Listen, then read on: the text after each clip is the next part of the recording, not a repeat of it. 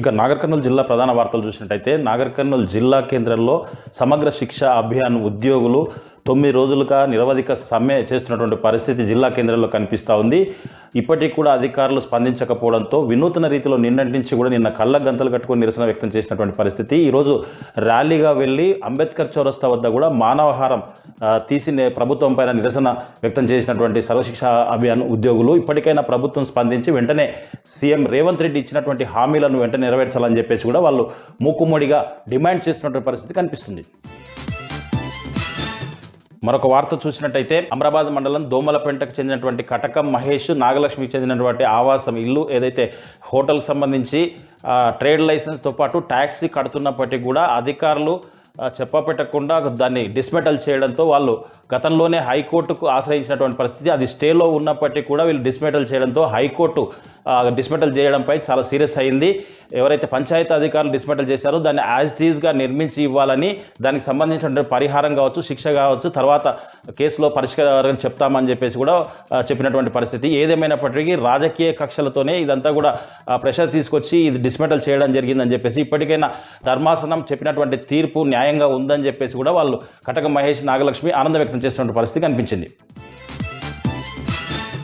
మరొక వార్త చూసినట్టయితే నాగర్ కర్నూలు జిల్లా కేంద్రంలోని రామ్నగర్ కాలనీకి చెందినటువంటి కాంగ్రెస్ అధికార పార్టీకి చెందినటువంటి ఓ యువ నాయకుడు తనను ప్రేమించి పెళ్లి చేసుకుంటానని 12 ఏళ్లుగా మోసగిస్తున్నాడని చెప్పేసి కూడా ఆ యువతి ఆవేదనతో ఆ యువకుడి ఇంటి ముందు ధర్నాకు దిగి నిరసన వ్యక్తం చేస్తున్న పరిస్థితి కనిపిస్తూ ఉంది. పోలీస్ స్టేషన్లో ఫిర్యాదు చేసి కేసు చేసినప్పటికీ కూడా అతన్ని పైన ఎలాంటి శిక్షతో పాటు తనకు న్యాయం చేయించడం లేదని చెప్పేసి కూడా ఆ యువతి ఆవేదన చెందినటువంటి పరిస్థితి కనిపిస్తూ ఉంది. నాకు న్యాయం జరిగే వరకు కూడా పోరాటం ఆపే ప్రసక్తే లేదని చెప్పేసి కూడా ఆ యువతి తేల్చి చెప్పినటువంటి పరిస్థితి కనిపించింది.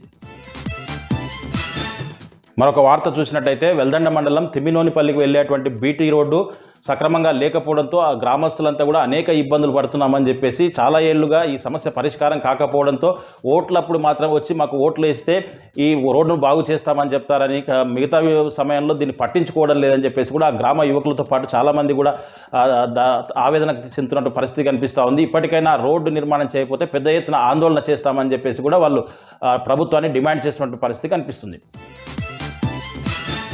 మరొక వార్త చూసినట్టయితే రంగారెడ్డి జిల్లా కర్తాల్ మండలంలో Uppala charitable trust, జరుపుల Radhakrishna charitable trust సంయుక్త ఆధ్వర్యంలో మెగా వైద్య శిబిరాలు ఏర్పాటు చేసి గ్రామాల్లో ఉండేటువంటి రోగులు కావచ్చు, ఆరోగ్య పరిస్థితులను అన్నిటి కూడా డాక్టర్లతో పరిశీలించి వాళ్ళకి కావాల్సినటువంటి మందులను కూడా సమకూరుస్తున్నారు.